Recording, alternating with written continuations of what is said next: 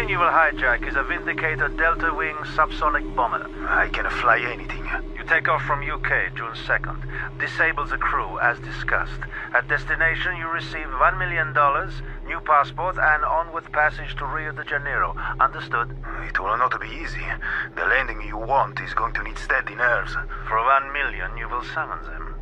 You'll be taken on board the yacht Disco Volante. So what am I delivering, apart from the plane itself? No further questions. You work now for SPECTRE. For me. Blofeld.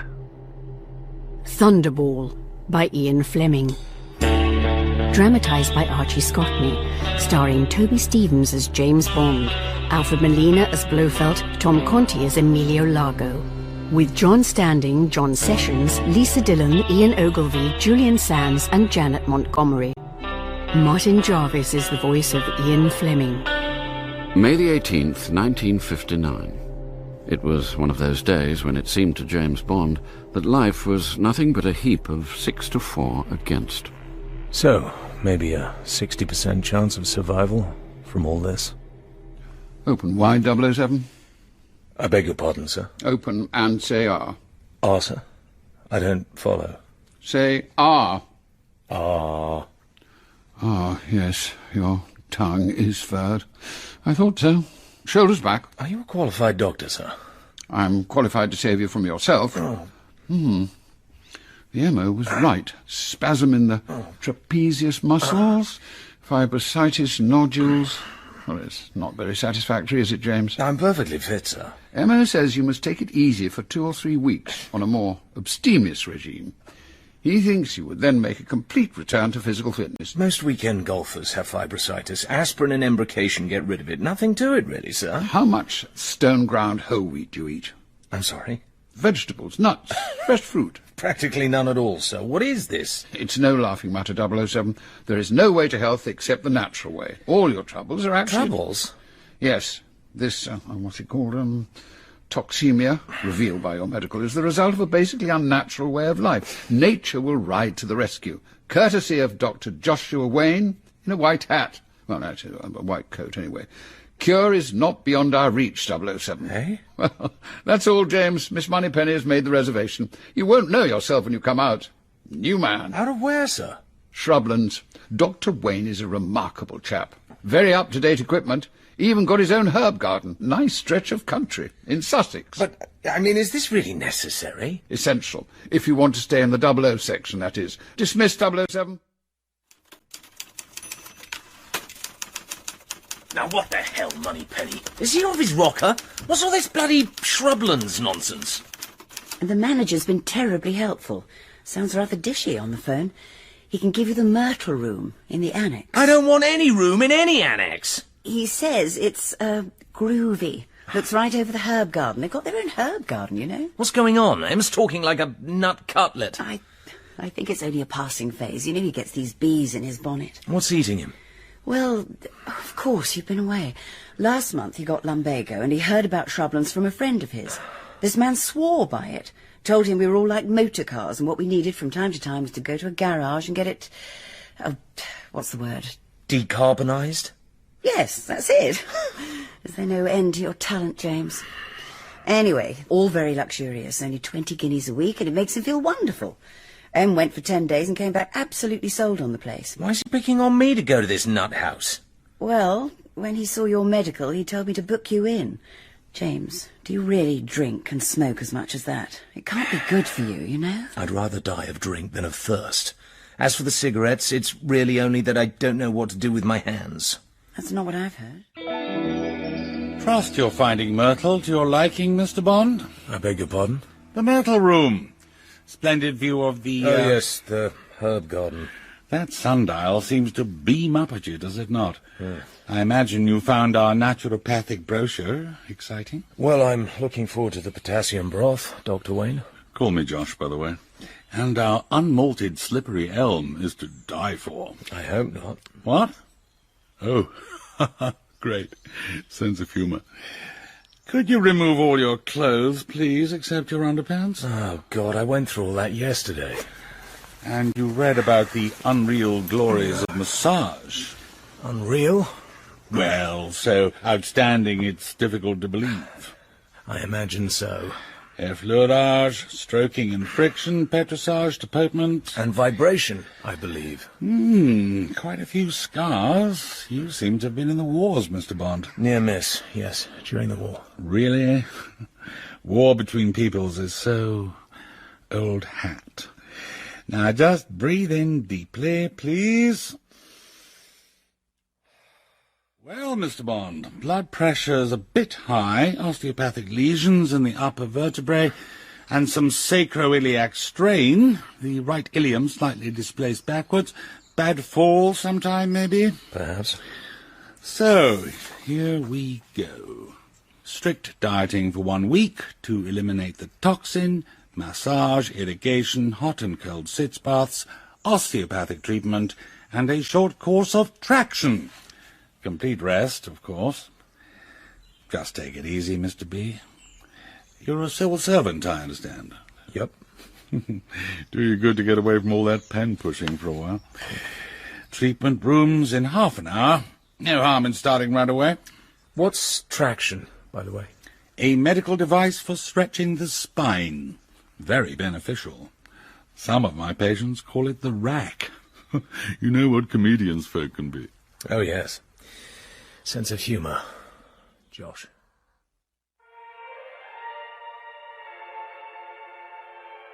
Clothes off, please, Mr. Bond. Oh, not again. Bond undressed, and with a towel round his waist followed the masseur down a long room divided into 2 compartments. And if you would care to lie down. He lay face downwards and surrendered himself to the toughest massage he'd ever experienced. Vaguely, he heard another patient arriving. Good morning, Beresford. I'm afraid you'll have to take the wristwatch off, Count Lippy, sir. Nonsense, my dear fellow. I'm always allowed to keep it on. No, sir. You must have had someone else doing the treatment. I'll keep it on, if you don't mind. Sorry, sir. It interferes with the blood flow when I come to treat the arm and hand. If you don't mind, Count. Take it off then, damn you! Get on with the bloody massage. Thank you, sir. Why did he want to keep it on? Rather childish. Who is this Lippy guy, anyway? Turn over, please, Mr. Bond. Oh, right. Bond glanced to his right. Count Lippy's face was turned away from him. His left arm hung down towards the floor. In the middle of the white circle where the watch had been, there was a sign tattooed in red on the skin. A small zigzag crossed by 2 vertical strokes. So, didn't he want it to be seen? It's a tong sign, 007. Secret society. The Red Lightning Tong. Unusual to find anyone but a full-blooded Chinaman being a member. Is it a religious organisation? No, entirely criminal. They're represented in Hong Kong, but their headquarters are across the bay in Macau. Seems Russia has some sort of deal with them. They've cropped up a few times recently in drugs, gold smuggling to India, and top bracket white slavery. They're big people. So what's he doing at Shrublands? We'd be interested if you've got any kind of a line. I'll let you know if anything develops. Good work, 007. But don't forget I told you to take it easy. I'm doing my best, but it's actually quite hard. Have you tried the nut mince yet? It's delicious. As Bond left the phone booth, a movement caught his eye. Count Lippy, his back to Bond, was just picking up the receiver in the next booth. Oh, Lord. How long has he been in there? Did he hear me? Hello, Mr. B. Enjoy your soup and carrot cube this morning? I'm not sure. There was so little of it. You'll be getting less at our starvation regime. I'm looking forward to my nettle tea at 4 o'clock. 3 days now, James. Well done. How was your sitz bath? Shocking. Very good for you. Especially for hemorrhoids and anal fissures. Tomorrow we add baking soda. Exciting. And you are feeling... Averagely terrible. Nagging headache, whites of eyes glowing yellow, tongue nicely furry. Excellent. Just as it should be. The poison's leaving your body. Now more good news, Jim. Yes? In the morning, osteopathic manipulation and traction. Come in. Good Lord. Hello. I've seen you around. Is this what you do? Nearly 20% of osteopaths are women. Take off your clothes, please. Certainly. Patricia, isn't it? Underpants as well? Leave them on. Sure, if you insist. Stand in front of me. Of course. Right. Let's have a look at you.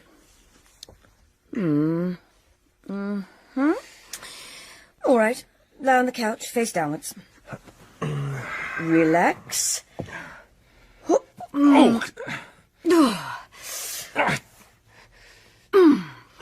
That's it. You can stand up now. You're a powerful girl, Patricia. I'm not finished yet.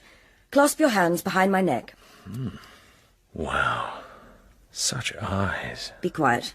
Stay steady. Tricky. What are you doing? Freeing your vertebrae. Okay. You can release your hands now. Must I? I'd really rather. I've never missed a slap in the face by so little. The last time that happened, the man had to leave by the next train. If there were any hope of being kicked out of this damn place, I'd try it again. Don't be silly. Now, pick up your things. You've got half an hour's traction. That ought to keep you quiet. Oh, all right. But only on condition you let me take you out on your next day off. We'll see about that. Oh, pardon me. Well, here I am, darling. Lamb to the slaughter. I hope you're not feeling too strong today. Just get ready, please, Count Lippy. I shan't be a moment putting Mr. Bond on the traction table. Follow me, Mr. Bond. Excuse me, Count. Lamb to the rack.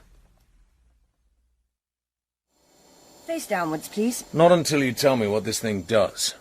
What's all this metal? An electric traction table. A machine for stretching your spine. You won't find it bad at all. It's very soothing, actually. Quite a lot of patients fall asleep. This one won't. Come on, I have to strap you in. Hold on. What strength are you going to give me? Why are those top figures in red? Are you sure I'm not going to be pulled apart? Don't be silly. Of course, if there was too much tension, it might be dangerous. I'm starting you at only £90. Oh, really? You can see the dial. In a quarter of an hour, I shall come and see how you're getting on. Probably put you up to 120. On you get. Face down. I've got another patient waiting.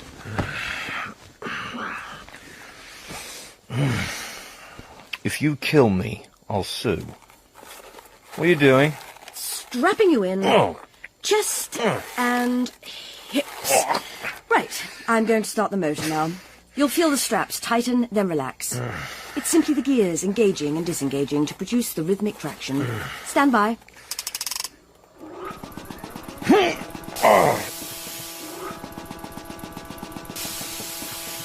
Are you all right?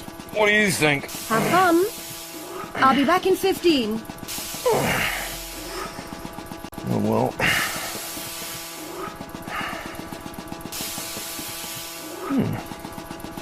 Not too bad after all.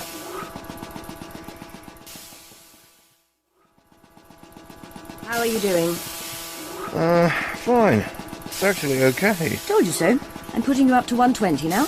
The girl's hand came into his line of vision as she operated the lever. Only another quarter of an hour. Good. Back soon. Good. What? What's that? A man's hand was reaching out for the lever. What's he doing? Wait. No. No! Stop! Stop! Through a mist of sweat, Bond watched the hand softly release the lever. Just below his eyes, he could see the back of the wrist. Red zigzag tattoo.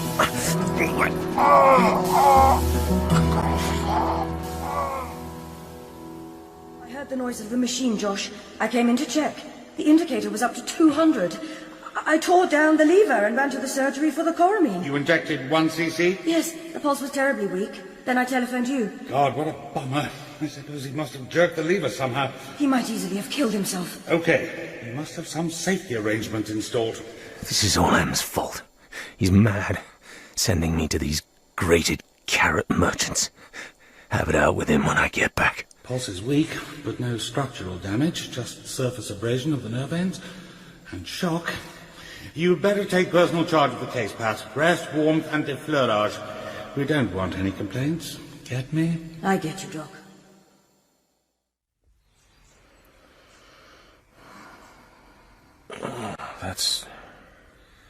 That's good. Is this what they call effleurage? I thought you'd come round. How are you feeling? Wonderful. I'd be still better for a double whiskey on the rocks. Dr. Wayne recommended dandelion tea, but I thought a little stimulant might be useful, just this once. I brought the brandy with me. There's plenty of ice. I'm going to give you an ice pack presently. Try to sit up slowly. Here. And now, try and tell me what happened. You gave us all a dreadful fright. Nothing like that has ever occurred before. The traction table's really perfectly safe, you know. Of course. I was just trying to get more comfortable.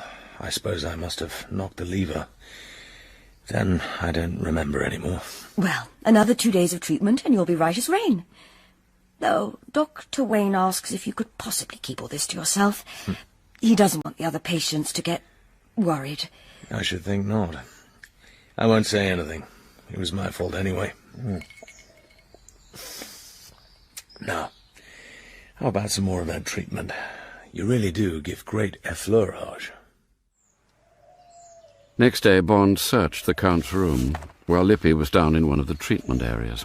Nothing here, except shrublands to Amesbury, Wiltshire. Check distance. What does that mean? Who is he? Italian Count? Old Harrovian? Or what? Next morning, Bond lay face down on the massage table, listening. Morning, Beresford. Electric Turkish bath. All ready for me, I hope. Final treatment, 3 more ounces to lose, right? Very good, sir. I'll shut you in and leave you to it. Yes. Go and save your chickpea salad and come back to me in an hour. Thank you. Count Lippy, sir. 20 minutes went by. 25. Right. Now it's only me and Count Lippy. Bond softly opened the door to the electronic bath. Lippy sat incarcerated within the big metal and plastic box, his back to Bond.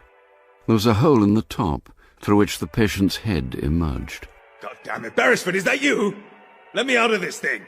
Sweating like a pig. I thought you liked it hot, sir. Don't argue, goddammit. Let me out of here. I don't think you quite realise the value of heat in the H-cure, sir. A patient suffering from your condition will find much benefit from the treatment. Don't give me that crap. I tell you, get me out. What should I give him? 200?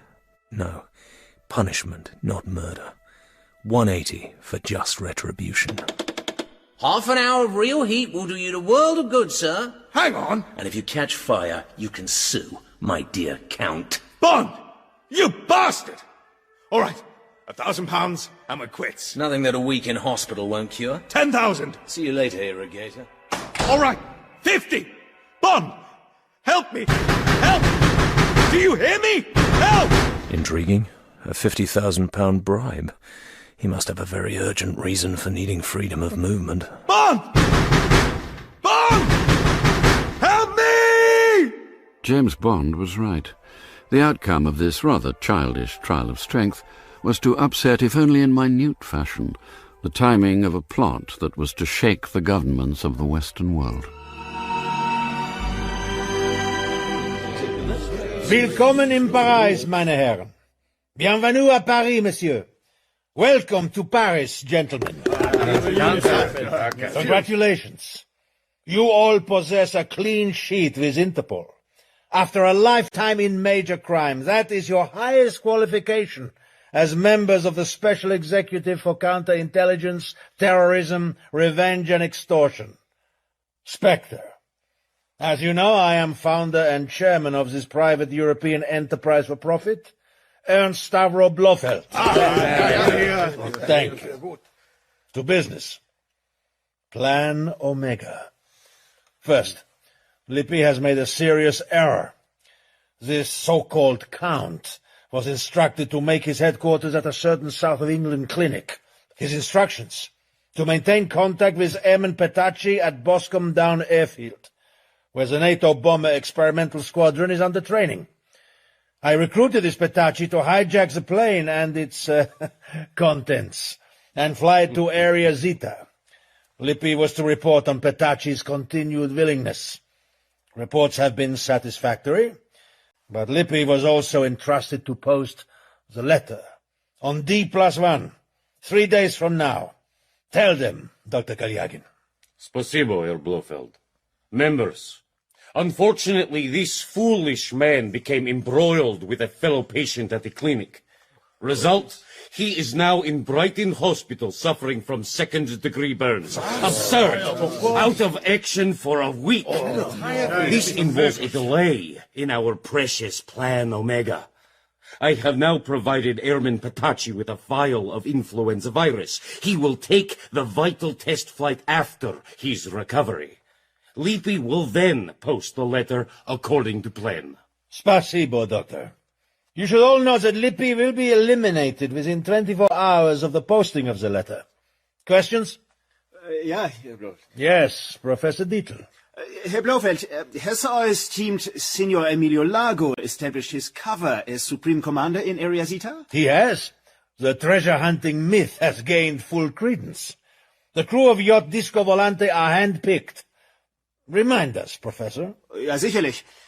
We would seem to be financial backers of this treasure hunt. Investors who have demanded to take part in the adventure.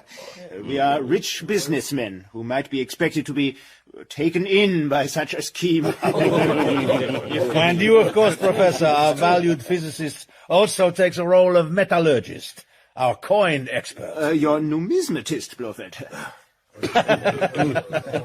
I stand corrected. And you are all there to watch over your investment and ensure that not one doubloon goes astray. You have studied your respective roles? Yeah. Arrangements for the disposal of the ransom bullion are in place, and conversion to use Swiss francs and dollars. Satisfactory? Satisfactory? Remember, neither the first nor second bomb will be rendered safe until the ransom rests in the Swiss banks. Other questions? No.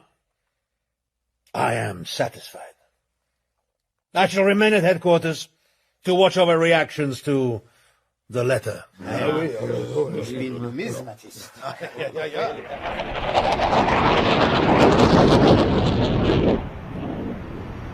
Giuseppe Petacci sat in the fuselage of the bomber, observing the men at work in the cockpit. He felt the little cylinder of cyanide in his pocket. It was time. He went through to the cockpit. Oh, hello, Seppi. Enjoying the flight? Keeping a beady eye on us all? Yeah, sure. 5 more hours to go, eh? You realise we're missing north by northwest at the Odeon? We can up catch with it at Salisbury Gormont. Salisbury. Petacci felt for the release valve in his pocket and gave it 3 complete turns. He eased out the cylinder and slipped it into the metal map rack behind him. It's time for a ziz. What's that in Italian? Zizzo? Sonellino. Siesta. Ciao. Ciao. I spy with my little eyes. Back at his chair, he clamped on his oxygen mask and watched them through the open door. Under 5 minutes, yes? In about 2 minutes, the navigator suddenly clutched his throat and slid to the floor. The radio operator lurched sideways and collapsed. The 3 other men began to fight for air briefly, terribly, then fell back, spread-eagled. 4 minutes. Give them 1 more. Pressing the oxygen mask tight against his face, he went forward and closed the valve on the cyanide cylinder. He verified the autopilot and went back to his seat. After 15 minutes, he went forward again and began to pull the bodies back into the fuselage. Then he took over the controls. It's like driving a beautiful motor car. Maserati. What color shall I choose? Dark blue. See, respectable. Fit my new identity. Now, last lap. Watch for lights of Grand Bahama. Lose height. Prepare for final approach. Depth of water will be 40 feet. Watch out for flashing red beacon. Yes, inch nose down. Any moment now.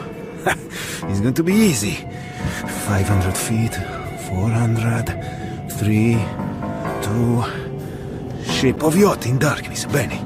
Down, down. Pronto. Up with the nose. Per grazia di Dio, I have done it. I, Giuseppe Petacci, a millionaire. And plenty of time to get out of escape hatch onto the wing.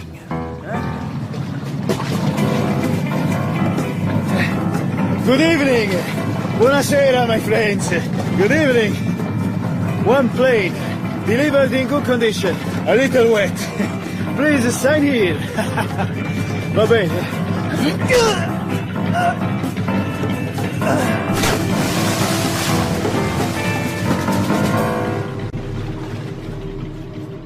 Dear Mr. Prime Minister, you should be aware that since approximately 10 p.m. yesterday, June 2, a British aircraft carrying 2 atomic bombs is overdue on a training flight. This aircraft is a Vindicator bomber from RAF Experimental Squadron based at Boscombe Down. Identification numbers on the atomic weapons are indicated below. This aircraft was on a NATO training flight, crew of 5 with 1 official observer. The aircraft, together with the bombs, is now in our possession. Crew and observer are deceased.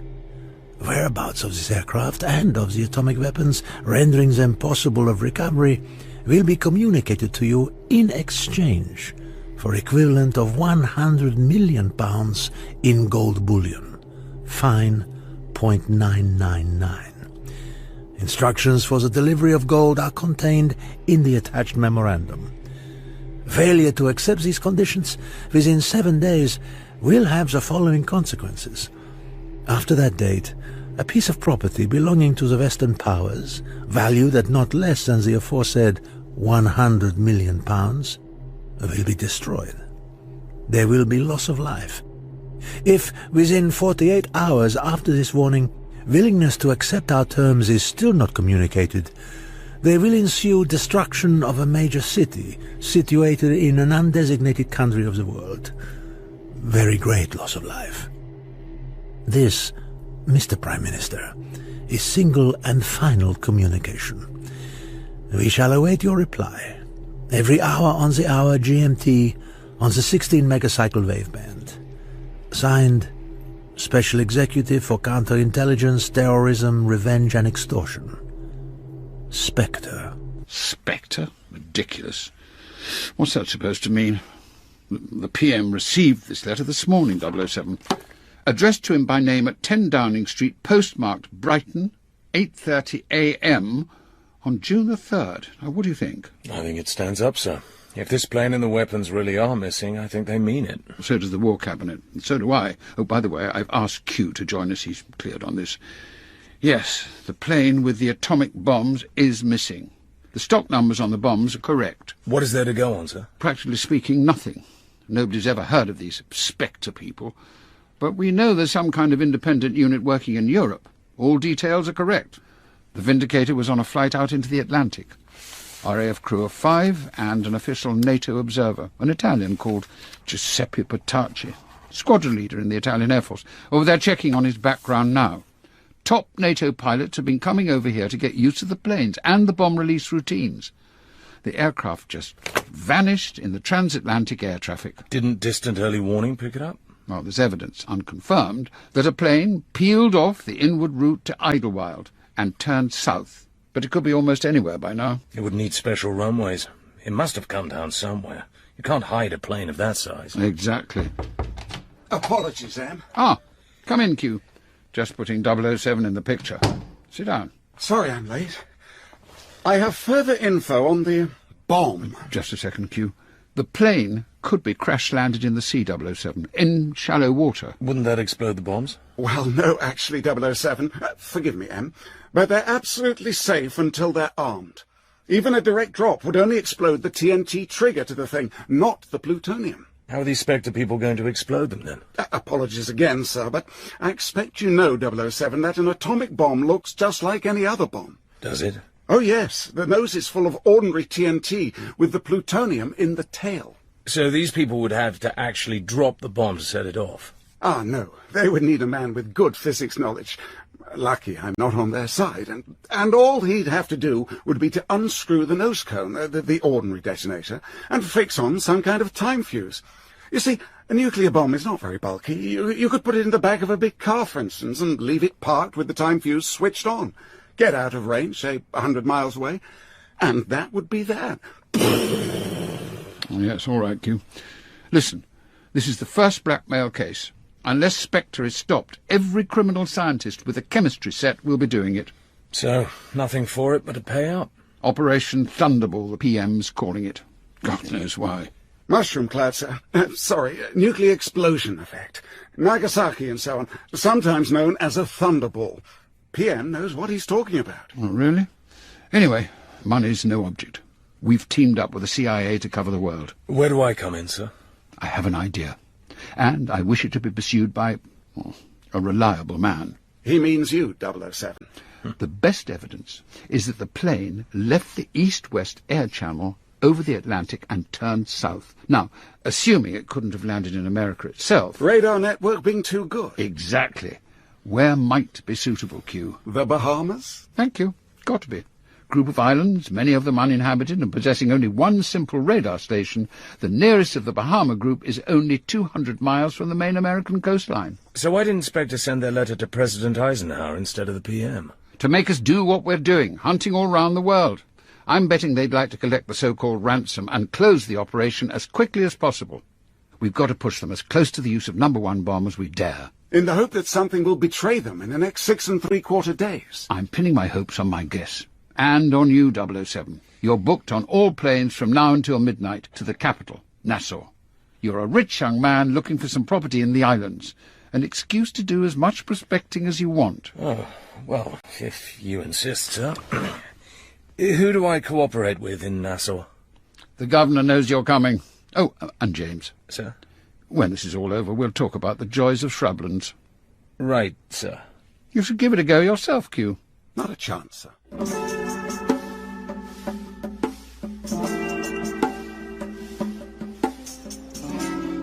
Thunderball? That's pretty worrying. But, you know, it's inconceivable, Commander Bond, that a large 4-engine plane could have been hidden anywhere within the confines of the colony. The only airstrip capable of taking such a plane is here in Nassau. So far as a landing on the sea is concerned, what do you call it? A ditching, Sir John. Ah, yes, ditching, good. Well, we've been in radio contact with all the outer islands. Replies are negative. And at the meteorological station... Might I ask if the radar screen is manned round the clock? Ah, I see what you're getting at. Things do slacken off a bit when there's nothing scheduled.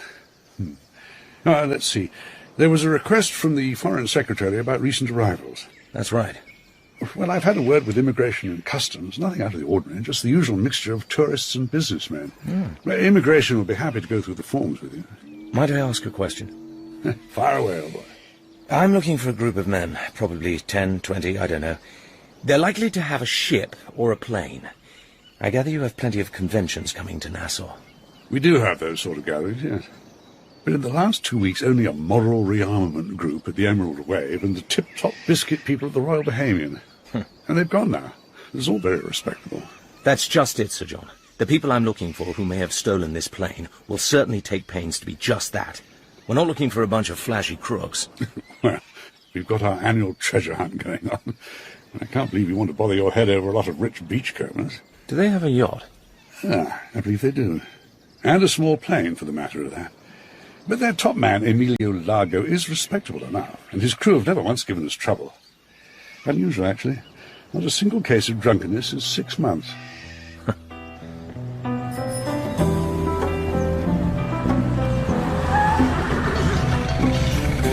An hour later, James Bond was following an attractive girl through striped sunblinds into the blessed cool of a storm. He knew who she was. Hi! I want a cigarette that's so disgusting I shan't want to smoke it. Have you got a cigarette that stops people smoking? Look at all those. Don't tell me some of them don't taste horrible. Well, ma'am, I don't know. You can choose between 2 kinds of cigarette if you want to smoke less. What? And who might you be? My name is Bond. Jimmy Bond. I'm the world's authority on giving up smoking. I do it constantly. Lucky I'm handy. Oh, really? All right. Tell me. Only way to stop smoking is to stop it and not start again. or to have cigarettes that are either too mild or too strong. The mild ones are probably the best for you. Excuse me. Sir? Give me a carton of Dukes, king size with filter. Sure. One moment, sir. There you go. Thanks. Try these. Compliments of Faust. Oh, but I can't. Thank you. Too late. I've paid. I'm afraid smoking goes with drinking. Are you going to give them both up, or one by one? This is very sudden, Mr. Jimmy. Well, all right. But somewhere out of town. It's too hot here. There's a place out beyond Fort Montague. Come on. I'll take you there. This is my car. Mind the metal. It'll raise blisters on you. Bond knew a good deal about her from the immigration form he'd studied that morning. He knew her name was Dominetta Vitali, that she was 29, and gave her profession as actress. So when did you arrive? End of season, one expects to know most of the faces. I got in this morning from New York. I've come to look for a property. How long have you been here? About 6 months. Hmm? I came out in a yacht, the Disco Volante. Flying saucer. She's anchored up the coast. You probably flew right over her coming into land. Is she yours? She's got beautiful lines. She belongs to a relative of mine. Do you stay on board? No, we've got a beach property, just opposite where the yacht is. Place called Palmyra. Belongs to an Englishman. I believe he wants to sell it. It's very beautiful. A long way away from the tourists. Sounds what I'm looking for. Well, we'll be gone in about a week. Oh. I'm sorry. Are you flirting? Sorry. But I've spent 6 months listening to that kind of thing from these silly old rich goats. There's no one under 60 in this place. Any girl makes their bifocals steam up. I expect you'll have the same effect on the old women, with pince-nez and blue rinses. Do they eat boiled vegetables for lunch? Yes, and they drink carrot juice and love prunes. Oh, no. I won't sink lower than conch chowder. You seem to know a lot about Nassau. You mean conch being an aphrodisiac? Is it true? I haven't found it has any effect on me. Are you married? No. Are you? No. Then we might both try some conch soup sometime and, You'll have to try harder than that. I'm Dominetta Vitali, by the way. Really? You don't sound Italian. I was sent to school in England.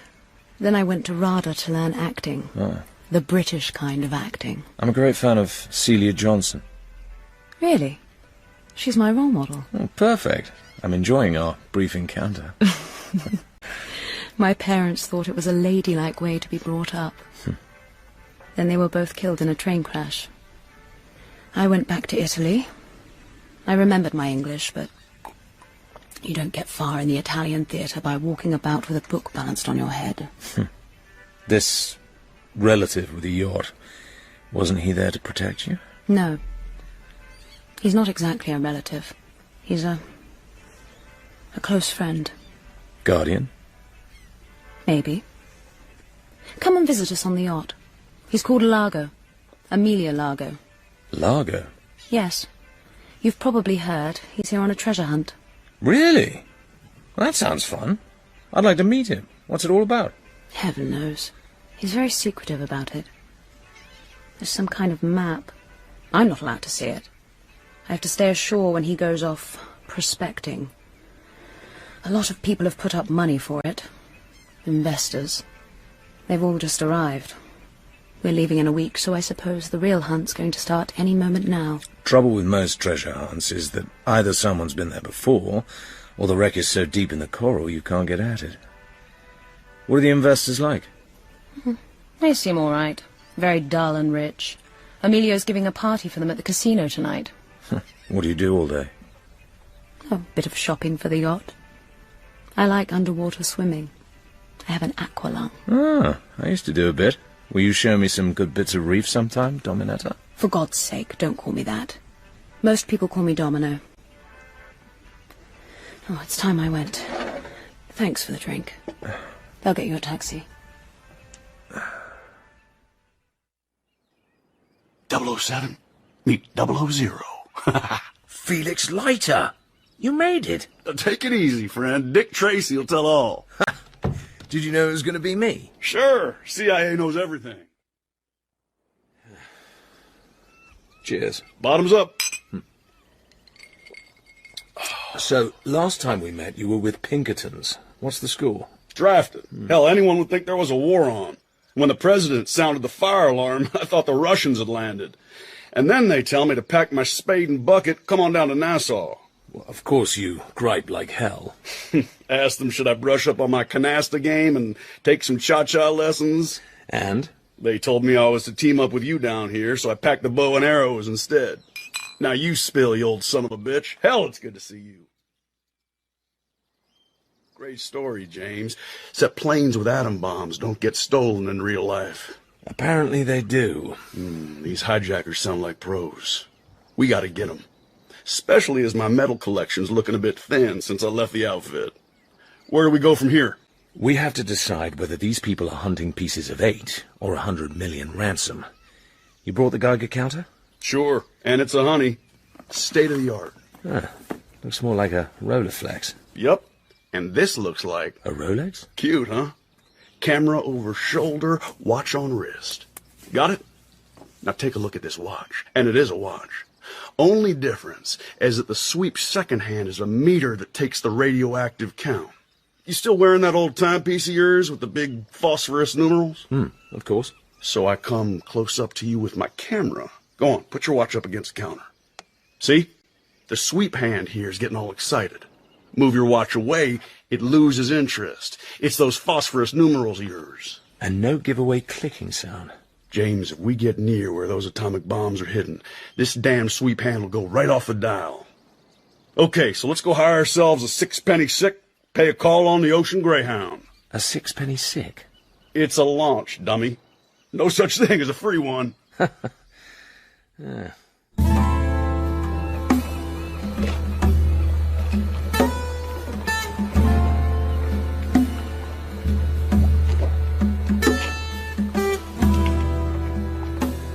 So, forgive all these charts. Please, sit down, gentlemen. Cigarette? Maybe drink, something to drink, something cool. Perhaps, Planter's Punch, Gin tonic? No? Beer? Come on, you must have had a warm journey in the open launch. I would have sent my boat for you if you told me you were coming. Just tonic. I'll have the same, thanks. Mr. Largo, I'm very sorry to barge in like this. No. We just got in this morning from New York. I've only a few days, so I'll get a move on. The point is, I'm looking for a property down here. Oh, yes. Oh. No, what a good idea. It's a wonderful place. And I've been here for 6 months. Already, I like to stay forever. But the prices, whoo-hoo. You are wise to come at the end of the season. Perhaps some of the owners will not open their mouths so wide. That's what my attorney here advises. Is that not so, Mr. Larkin? I've made inquiries on Jimmy's behalf, Mr. Largo. I wouldn't advise any client of mine to invest at these prices. Oh, absolutely. Now, you mentioned something about Palmyra, Mr. Bond. Jimmy. I I understand you have a lease on the property, Mr. Largo, and there is talk that you may be leaving the house before long. Yeah. I gather the owner might sell if he got the right price. What I was going to ask was whether we could look the place over. Any time that might suit you. Oh, but of course, my dear fellow, whenever you wish. There is no one in residence except my niece. Cora. I will tell you are going to call. It's a charming property. If only all rich men had such good taste. Well, that is extraordinarily kind of you, Mr. No, it's Largo. nothing. Now, we should leave you in peace. Perhaps we may meet again. You must come over and have lunch. Yeah. But with a yacht like this, I don't suppose you ever want to come ashore. Wait, no, you can spare 5 minutes. We are rather crowded at the moment. You have heard of the treasure hunt? No doubt you don't believe in these things, but my associates and my investors, they're all on board. So with the crew, there are 40 of us. You would like to have a short tour? Well, that's more than kind. Thank you. We'd love to see over the ship if you can spare the time, Mr. Largo. Good. Well, all right, come. It will only take a few minutes. Come. After you, gentlemen. Negative. Absolutely negative. Radioactivity around the engine room and the radio room, but that's normal. It was all normal. One thing struck me. There was no way down to the hold that I could see. Unless it's a manhole under the carpet. Strange what he said when I asked if there was more cabin space down there. No, it's just the storage space and the fuel tanks, of course, because we have to carry several tons. You know, the ballast problem is important with these ships. When her bows come up, the fuel goes to the stern. So, we have big lateral tanks to correct these things, that's all. Oh, yeah? Wonder what he keeps down there. I'll ask the governor for a check via customs to see just how much fuel he carries. Still, I'd have said the whole outfit's as clean as a whistle if it wasn't for all that missing space we weren't shown. Remember that merchant ship off Gibraltar during the war? The Italian frogmen used it as a base. Big sort of trapdoor affair cut in the hole below the waterline. You think it could be something like that? Maybe it could. No, Jimmy, not convenient. My guardian and some of his friends are coming ashore. Oh, disappointing. Will I at least see you at the casino tonight? It's possible. I'll be dining on board the Disco, and then we'll sail round and anchor off the casino. Good. Looking forward. Will I remember you?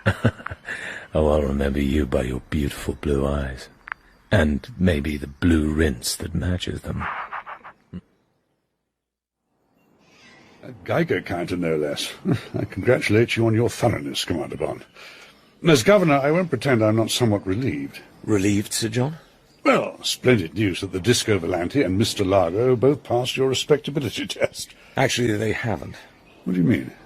I'm still not satisfied, which is why I asked for that information. Oh, dear. Well, yes, I do have something here from the Harbour Police. The Disco carries a maximum of 500 gallons of diesel. Took that amount in on the afternoon of June the 2nd. Also carries approximately 40 gallons of lubricating oil, 100 gallons of drinking water. All carried amidships, just forward of the engine room. Is that what you want? It makes a nonsense of Largo's talk of lateral tanks and a ballast problem and so forth.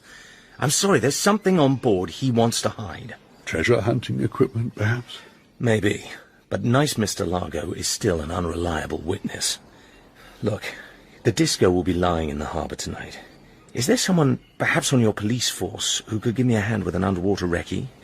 I'll need a sound aqualung, fully charged. Oh, Lord, is this wise, Commander? These people seem to be good citizens, and they're certainly good spenders. Largo's very popular with everyone. Any kind of scandal, particularly if the police was involved, would create one hell of a stink in the colony. To say nothing of the laws of trespass. I'm sorry, Sir John, but I've got a job to do. Surely the Foreign Secretary's instructions are sufficient authority. Or I could get specific orders from the Prime Minister, if you feel that's necessary. Now, no need to use the big guns, Commander. I was just giving you the local reaction. I'll have a man assigned to you from the Harbour Salvage Unit, probably Constable Santos. Splendid chap. Used to win all the swimming prizes. He'll have the gear you want. Now, just give me the details.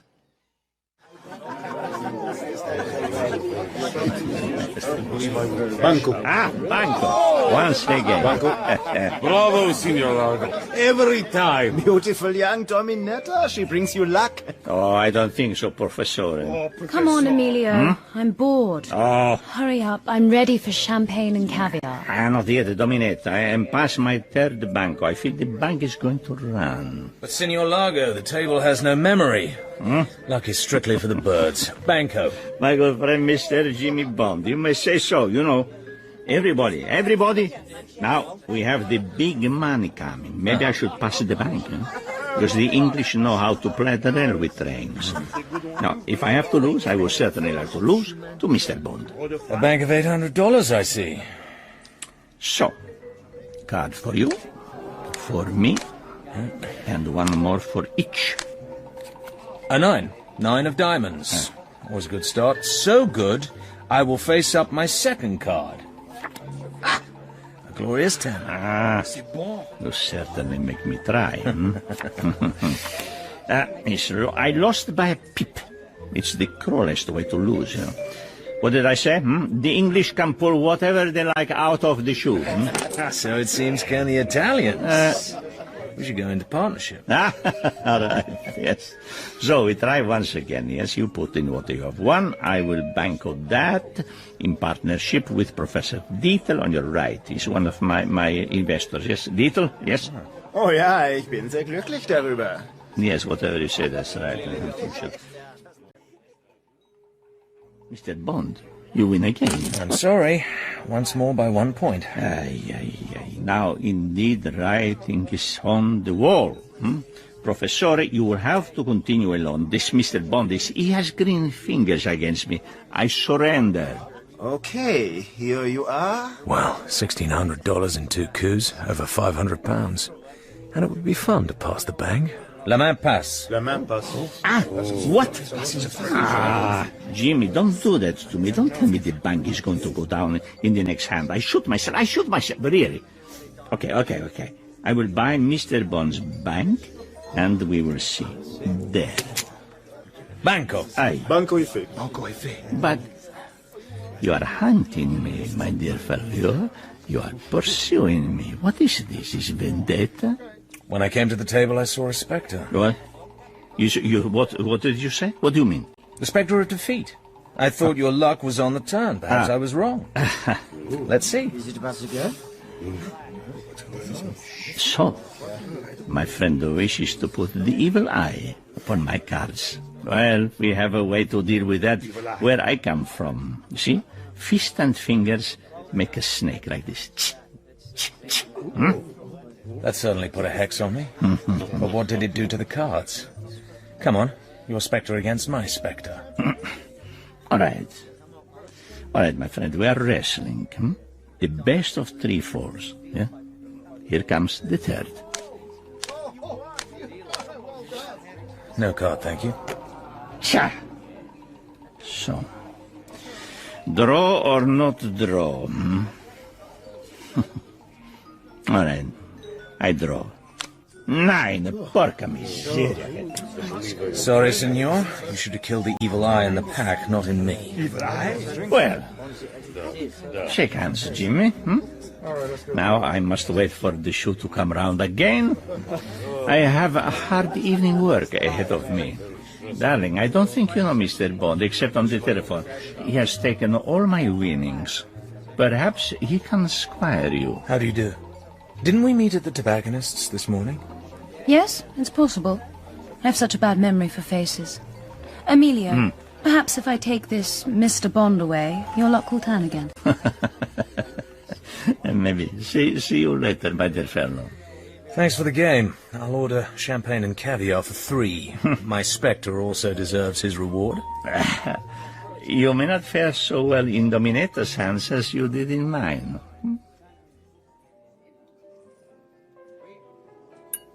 Did you hurt yourself swimming today? Why do you ask? You have a slight limp. I have one leg an inch shorter than the other. Does it displease you? No, it's pretty. Makes you something of a child. Instead of a hard, old-kept woman, yes?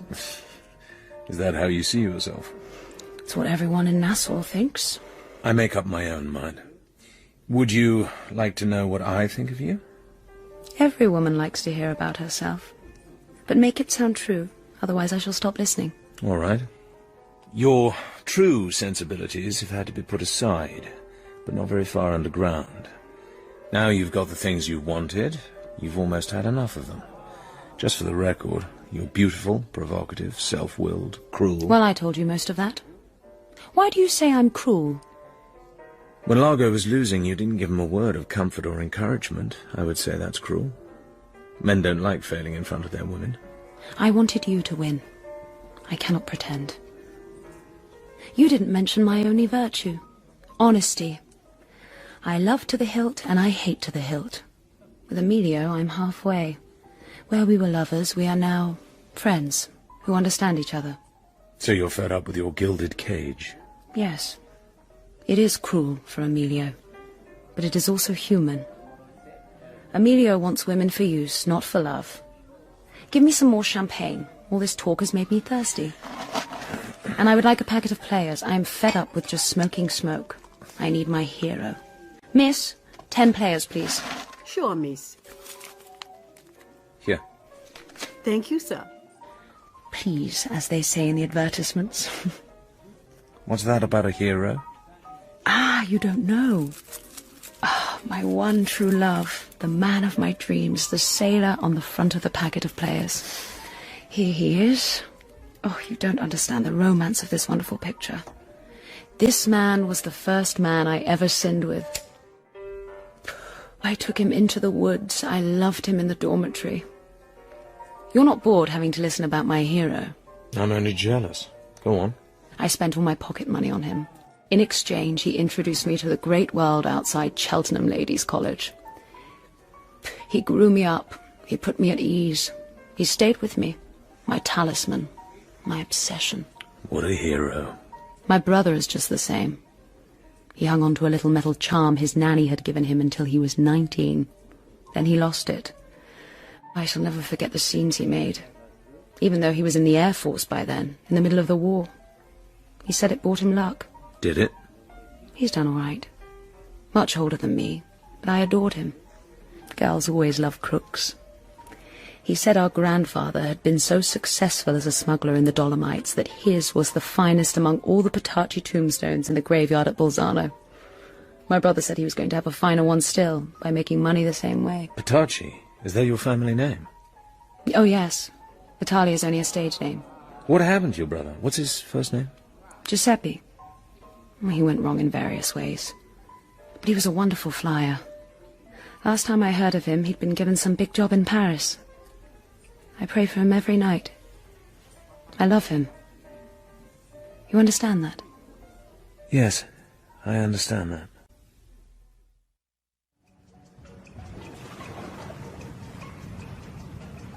Any big fish about? Help me with this, Santos.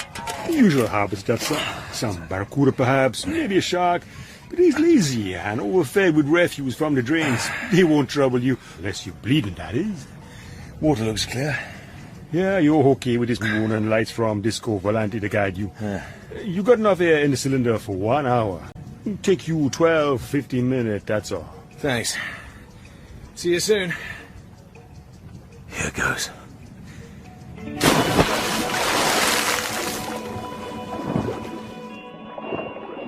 A few inches above the bottom. Forward now. Nerve steady. Keep the moon at my right shoulder. Jeez. Barracuda, all I need. 10 yards away. So what do? Not to panic. Fear communicates. Establish a quiet pattern. Stick to it. 3 more minutes to go. Keep a rhythm. Show immunity. Good. Seagrass ahead. Shit. Barracuda's still alongside. Anchor. Well, I'm here. Okay. Upwards. Slowly. Slow. Look down. Barracuda? No sign. And here she is. Disco. Mechanism of the hydrofoil. Get your bearings, James. Okay. Move slowly along the hull. Yes, it's there. The ridge of a wide hatch. Okay, try the Geiger counter. So, what's inside these closed doors? Well, the machine's alive, but registering virtually nothing. No bombs in there. Home, James. Well. Underwater sentry. With gas gun. Okay. Scythe. Upwards, James.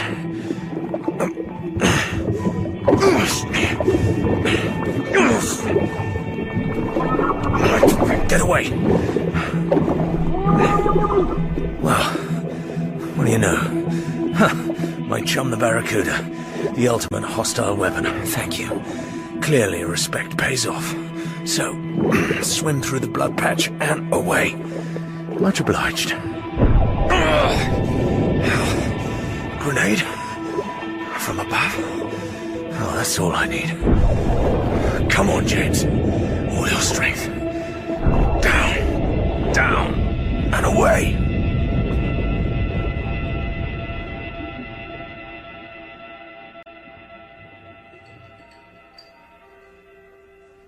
I was sculling around the casino taking a good look. Saw this little egg-headed guy. He was having fun at your gaming table, James. I knew I'd seen him before somewhere. Found out from reception he's Professor Hans Dietl, Swiss passport, one of Largo's group from the yacht. Okay, remember a fella called Kutze, East German physicist? Came over to the West 5 years ago and sang all he knew. Went to ground in Switzerland. Well, same guy, Kutze. So what's a top physicist doing on board the Disco? Tell you another thing, my friend. We might just have the Manta on our side. Manta? U.S. Navy, our latest atomic submarine. Not so crazy as it sounds. Manta happens to be here on some sort of a training cruise. Looking for fun. Cool, huh? Fun? But you know, with what you got this evening, I'd pull the whole Disco lot in on suspicion. Suspicion of what? Largo would reach for his lawyer and they'd be out in 5 minutes. What single fact have we got that he couldn't dodge? His treasure hunting cover is perfect, explains everything. So what then?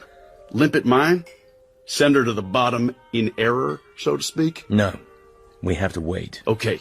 What Largo's got to do now is collect the bombs and make for target number 1. Ready for 0 hour in around 30 hours' time. And nothing we can do until he's got one or both of those bombs on board. Or we catch him at their hiding place, which can't be far away. Nor can the missing plane. So tomorrow we rent a Cessna seaplane and go hunting. You can see anything big through that water, down to 50 feet. The Vindicator would have been spotted on any of the air routes. They'd have ditched somewhere well out of the way. Deep-sea fishing craft are out. Hey, look at her. Sunbathing on the roof of the cabin cruiser. Hey, baby, wave back! Oh, cover up. Too late!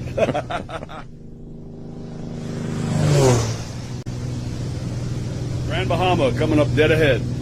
Want me to give the rocket base a buzz? Prohibited flying area. That's it. See the yellow balloons? Warning.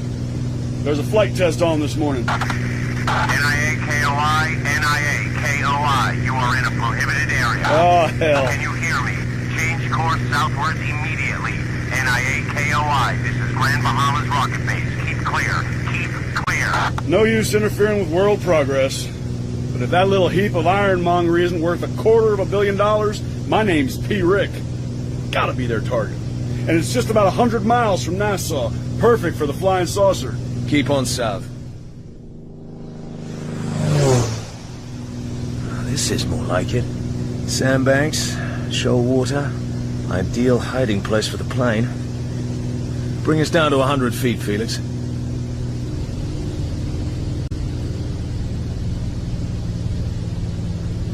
God, the water's clear. Oh. Look at those sharks. Just circling. Nothing down there. 11:30. What's next, Detective? Hang on. Just go back once more, Felix. Over the shoals. There's something... We've only got fuel for another 2 hours. It's those sharks back there. 40 feet of water. Circling on the surface. What are they doing? Above that particular patch? Yes.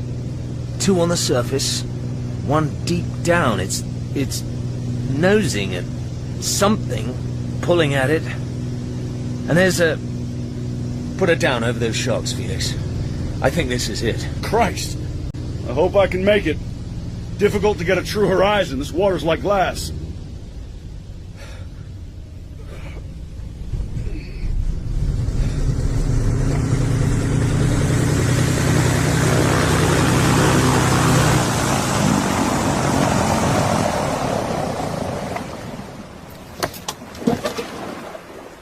Yes.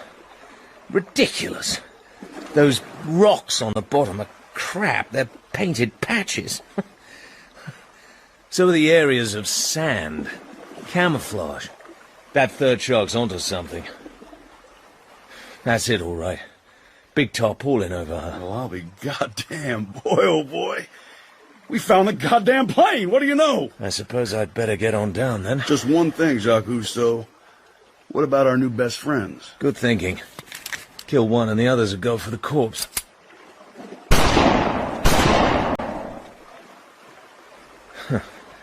There they go. Such enthusiasm. No loyalty.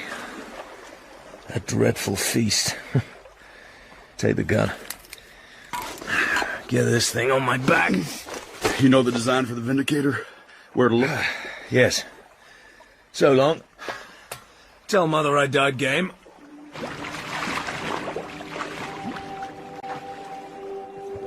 Bond swam down through the brilliant water. Swarms of fish parted grudgingly to make room. Oh, thanks. He touched down and slipped under the edge of the tarpaulin. So, what do we have? His torch glittered on the underside of a polished wing. He knelt down. Identification disc. Giuseppe Petacci, number 15932. Got you. He went on towards the fuselage and climbed in. Oh my God. On the roof hung the corpse of a crew member. In decomposition it had risen from the floor, and dozens of small octopuses hanging from it like bats now let go their hold and shot jet-propelled to and fro inside the plane. Get away! Get away! Bond proceeded towards the cockpit. Oh. Cyanide canister. Count the corpses. 5. Open the hatch to the bomb bay. Bombs have gone. Well, that's it. Escape hatch. And out. And up to the surface. There's the Disco, lying off Palmyra, back where she was yesterday. No movement on board. We have to know when those bombs go on board the yacht. I have an idea for that.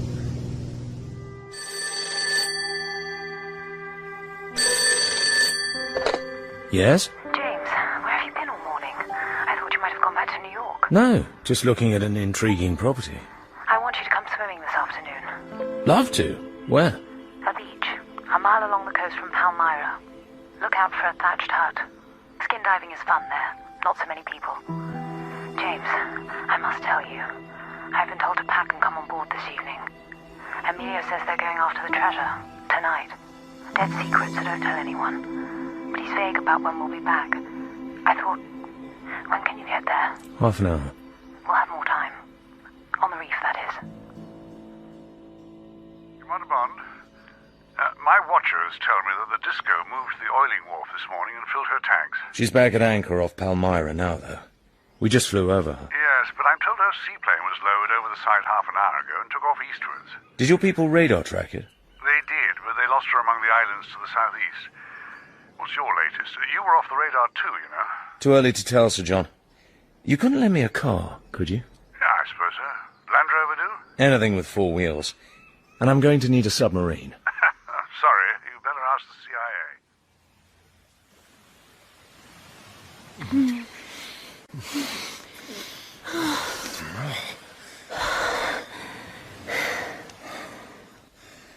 I'm sorry, I shouldn't have done that. You sound like a girl who's had it for the first time.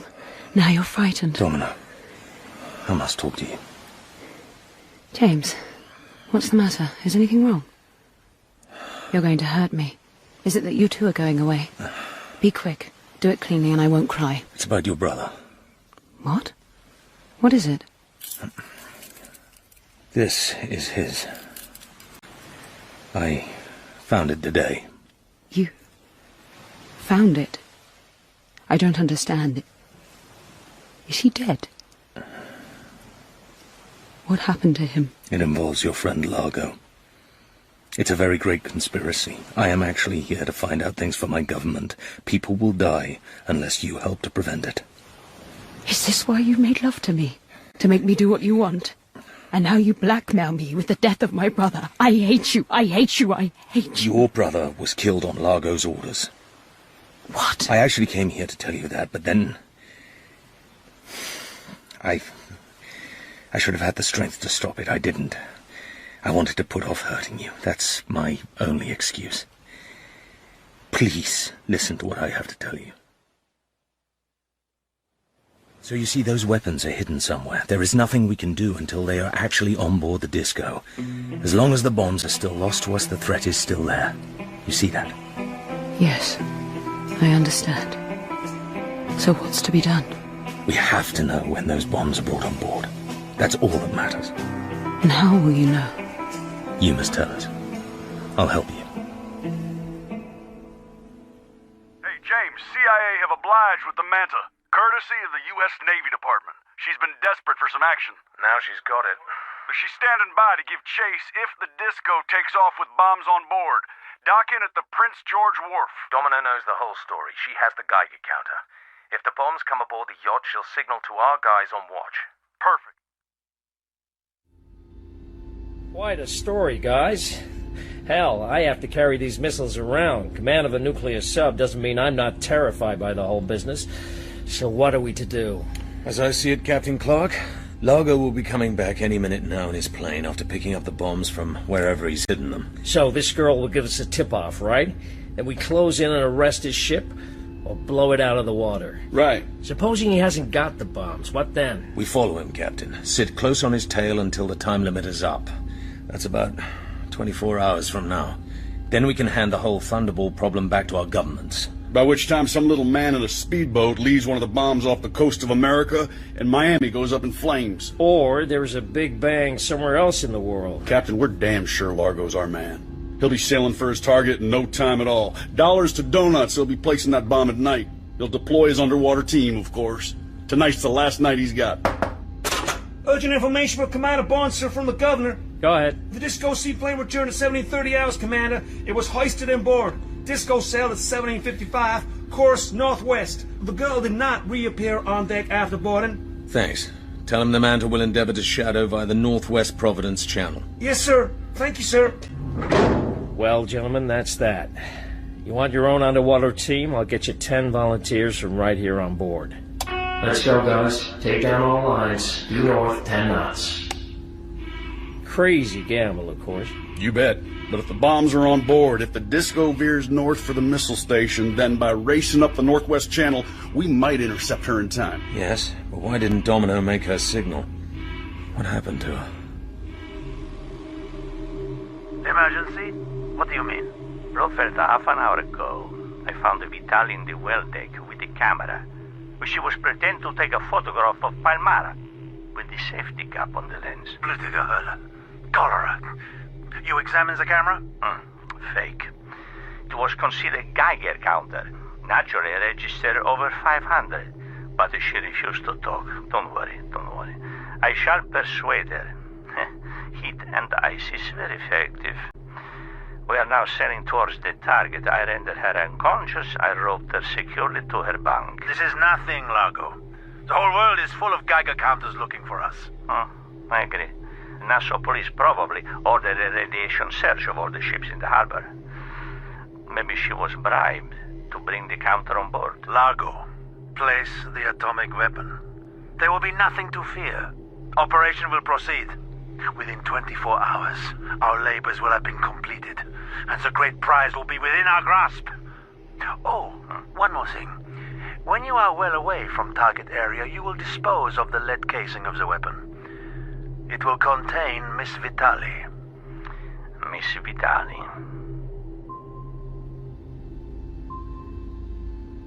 "30 fathoms.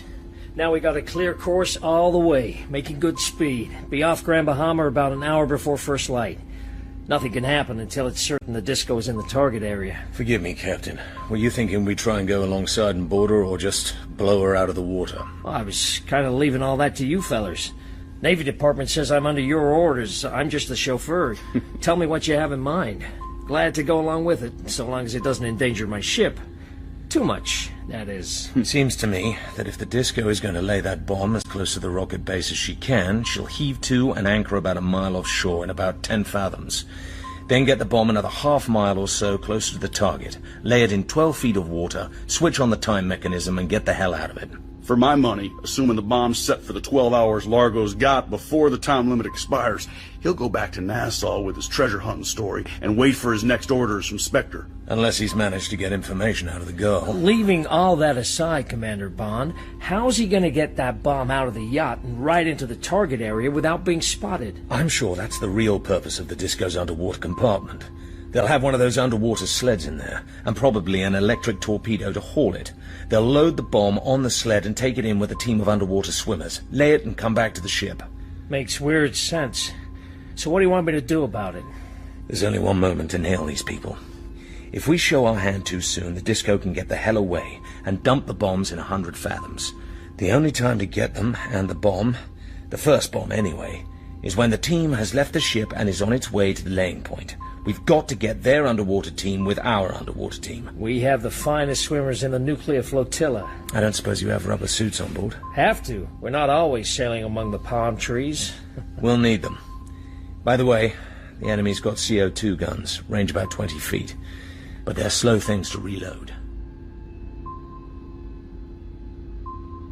You were right, gentlemen.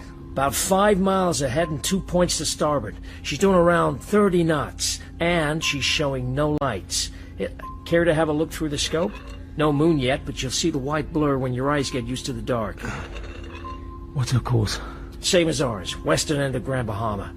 We'll go deeper now and put on a bit of speed. We've got her on the sonar as well, so we shan't lose her. By God, it's working out.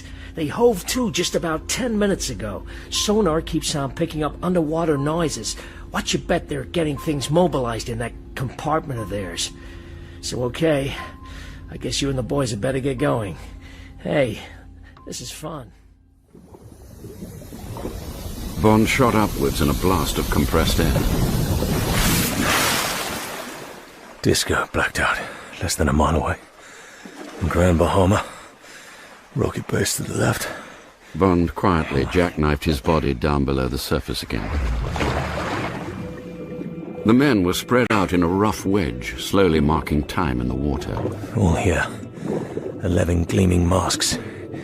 If only we can achieve surprise. He shifted the grasp on his spear to an attacking position, jerked up his thumb, and the black wedge fanned out into formation, cruising forward over the low coral like a giant stingray. Now it's just a question of speed and navigation. 100 yards on, Bond signaled to fan out further. Yes. White flesh. And there. And there. And the sled, towed by the electric torpedo chariot. We were right. Hell of a lot of enemy. Maybe 12. CO2 guns. Not good odds. Bond made the hurling signal for the attack and plunged forward. 30 yards. 20. Haven't seen us yet. But now the moon threw his shadow forward across a pale patch of sand, and one man, then another, glanced quickly round. Bond's spear caught one of them in the side and hurled him against the next man in line. Bond drove on into the mass of swimmers now scattering in all directions. The spear ripped into the rubber, protecting Bond's stomach. Blood or seawater. He clung for a moment to a coral outcrop while the black tide of his men swept past him. The battleground had now shifted to a wide expanse of clear water fringed with broken coral. On the far side, Bond saw the now uncoupled sled laden with something long and bulky. The first atom bomb. He began to swim round the flank of the pool. The sled with its obscene weapon was guarded by 2 of Largo's men. So, where is Largo? Then, with frightening suddenness, out of the mists to Bond's right, the gleaming electric chariot shot back into the arena. Largo himself sat astride it in the saddle. The 2 guards dropped their guns and held out the coupling of the sled. Largo slowed down, and one man caught the rudder and wrestled to pull the chariot backwards towards the couplings. I know what they're doing. Now they've been rumbled, they're going to get out. Largo is going to take the bomb back through the reef and drop it in deep water or bury it. Same thing with the second bomb in the Disco, of course. We've kind of won. But with the evidence gone, Largo will say that he'd been ambushed by rival treasure hunters. Once again, the treasure hunt cover will hide everything. Bond flung himself forward and grabbed Largo's aquiline. Largo turned in time to parry Bond's spear. The chariot broke surface. Bond let go and, clutching its stern between his legs, slid back until he felt the top of the rudder at his back. Now, get a firm grip. Mind the propeller. Drag hard downwards, and then down comes Largo into the water. He's finished, surely. Won't activate the time fuse now. Nothing for it, James, but to get away, stay alive. Bond dived down again towards the coral. He followed a narrow lane between the sharp clumps, but now a black shadow was above him. Largo. Watching Bond, biding his time. No room to turn around in. Either swim on or stop. He's got me like a rat in a trap. But he'll have to come in and get me. Here he is. Largo stood facing Bond between the walls of coral. Slowly he advanced. His right hand shot out at something. When the hand pulled back, it was writhing with 8 more fingers. Largo held the baby octopus in front of him like a small waving flower. Bond picked up a rock. Well, this across Largo's mask will be better than a baby octopus across mine. Largo leapt forward. Bond dived for Largo's groin, rock in hand, but Largo's right hand came swiftly down, clamping the octopus across Bond's mask. Then both his hands got Bond by the neck and held him at arm's length, squeezing. Can't see anything. How? Why? What's happened? Am I free? There's light, I can... In front of him lay Largo, with a spear sticking horribly through his neck, kicking feebly on the sand, and behind him, looking down at the body, Domino, fitting another spear into her underwater gun. Bond got slowly to his feet. A wave of blackness began to creep up over his vision. He leant against the coral, his mouth slackening round the oxygen tube. Water seeped into his mouth. No, don't let that happen. A hand stretched forward, but Domino's eyes behind her mask were blank, lost. What? Blood on her bathing suit, red marks. Oh, she's ill.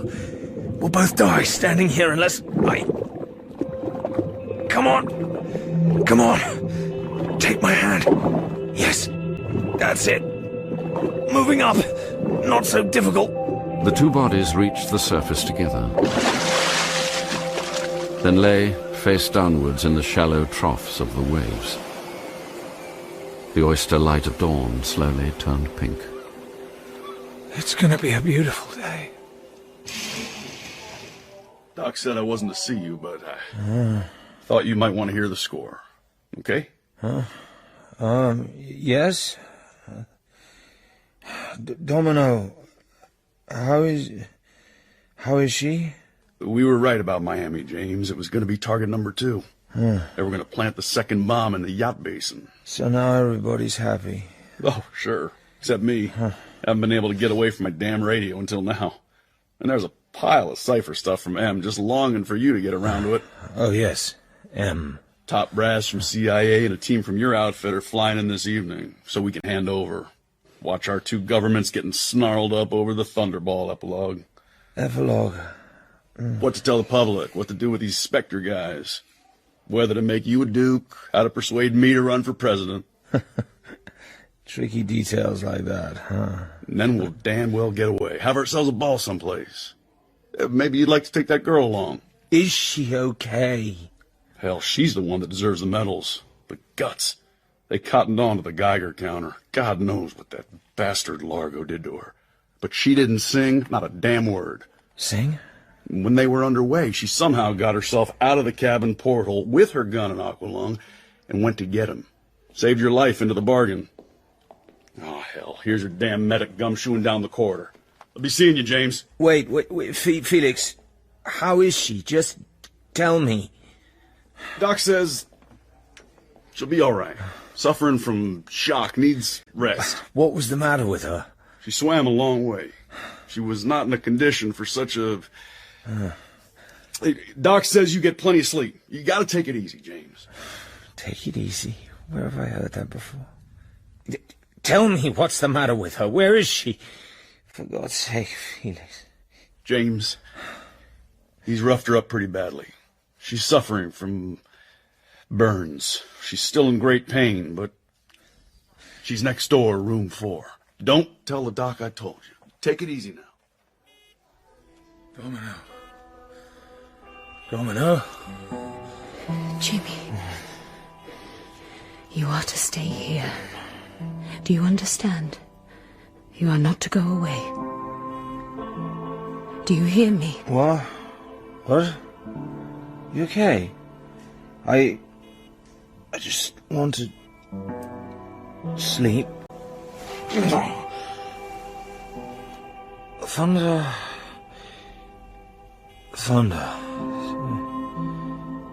Sleep. You okay? Yes. I'm okay. You sleep now, Jimmy. Sleep. Good work, 007. Take it easy. You must take it easy for 2 or 3 weeks. I'm doing my best, but it's actually quite hard. Have you tried the nut mince yet? It's delicious. Oh, and James. Sir? When this is all over, we'll talk about the joys of shrublands. Right, sir. You won't know yourself when you come out. That's all, James.